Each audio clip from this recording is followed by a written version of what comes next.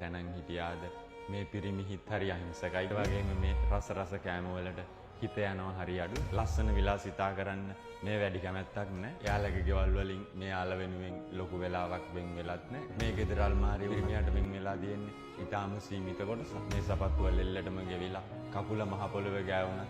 ඒ පිරිමියට ඒ කකුල මහ පොළවේ වැදිලා නැහැ. මේ පිරිමි පාර්ශවය අඬනවා හරි අඩු. හැබැයි නිහඬවම අත්හරිනවා. ඒ වගේම දරා ගන්නවා. කෙටියෙන්ම කිව්වොත් මේ පිරිමින්ට පිරිමි ගැන හිතන්න වෙලාවක් නැති තරම් මේ අනුන්ගේ සතුට වෙනුවෙන් මුළු ආත්මයම කැප කරනෝ යම් දිනක නික්ම යන්නේ බොහෝ දේ සිතන්නට ඉතුරු කරමිනි.